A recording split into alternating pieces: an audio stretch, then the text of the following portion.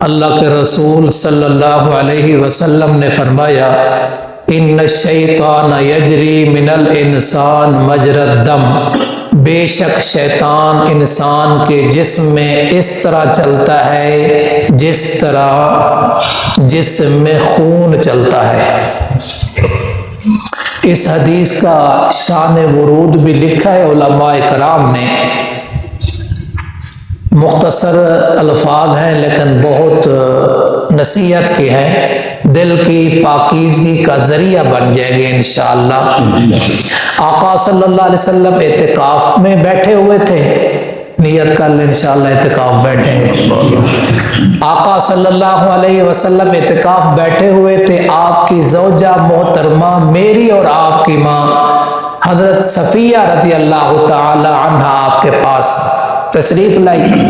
آپ صلی اللہ علیہ وسلم سے بات چیت کی۔ اب رات کا ٹائم تھا، جب وہ واپس جانے لگی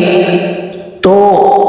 آقا صلی اللہ علیہ وسلم مسجد کے اندر اس کے ساتھ چل رہے ہیں، وہ بہر سے ساتھ چل رہی ہے۔ ابھی آقا صلی اللہ علیہ وسلم اس کے ساتھ ہی چل رہے تھے تو دو انصاری صحابہ آ گئے، انہوں نے دیکھ لیا۔ آقا صلی اللہ علیہ وسلم نے اپنی زوجہ محترمہ کو تو اندر بھیج دیا گھر میں، تو آپ نے ان دو انصاریوں کو بلا لیا اور فرمانے لگے یہ تمہاری فلاں ماں اور میری بیوی ہے۔ صحابہ نے کہا یا رسول اللہ ہم آپ کے بارے میں کوئی غلط تصور کر سکتے ہیں؟ آقا صلی اللہ علیہ وسلم نے اس موقع پر یہ ارشاد فرمایا ان الشیطان یجری من الانسان، شیطان انسان کے جسم میں خون کی طرح چلتا ہے، جیسے انسان کی وینز ہے نا، اس میں خون چلتا ہے، تو اسی طرح شیطان وہاں تک خون جہاں پہنچ سکتا ہے شیطان وہاں بھی پہنچ سکتا ہے۔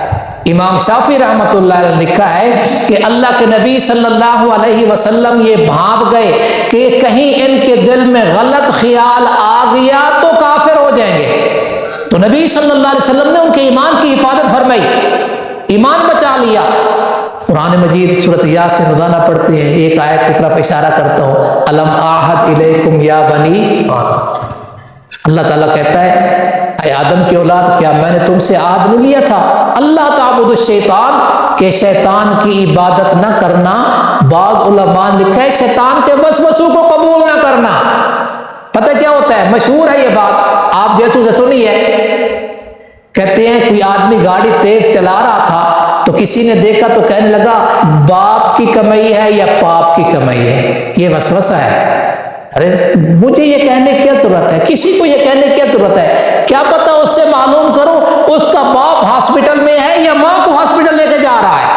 اور تو ایک اور بات کی طرف بھی اشارہ کر دے تو اپنی مسجد کے عنوان سے بات پوری ہو جائے گی۔ امام اونچی دعا کر لے جی، بڑے اونچی دعا کرتی ہے، ایسا کرے تو امام ایسا دعا کرتے ہیں، اور امام لمبی دعا کر دے جی امام صاحب بڑی لمبی دعا کر دی، اگر امام چھوٹی دعا کرے تو جی امام صاحب کو بڑی جلدی ہے، آج کل بڑی جلدی ہے کہ اتنی چھوٹی مختصر دعا کرتی ہے۔ پیچھے امام کے اللہ اکبر جو کہتے ہیں نا، اس کا مطلب یہی لوگوں نے بنا رکھا ہوگا کہ امام کے پیچھے پہ جاؤ،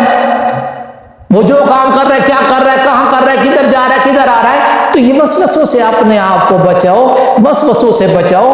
اور سورۃ یاسین سے پہلے بھی ایک سورت ہے قریب ہی اس سے پہلے سورۃ فاطر، وہ آیت کا مفہوم ذرا سنتے جائیں، ان الشیطان لکم عدو فاتخذوہ عدوا، اللہ تعالیٰ کہتا ہے شیطان تمہارا دشمن ہے، فاتخذوہ عدوا، تم بھی اسے اپنا دشمن ہی جانو،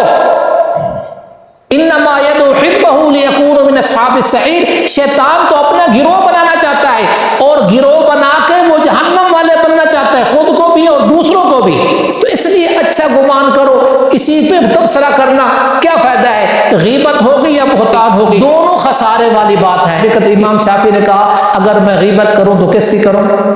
اپنی ماں کی کروں تاکہ میری نیکیاں اس کے پاس جائیں۔ اللہ تعالیٰ آپ سب کو جزائے خیر نصیب فرمائے، اللہ تعالیٰ آپ کی جان مال عزت اولاد علم عمل میں برکتیں عطا فرمائے۔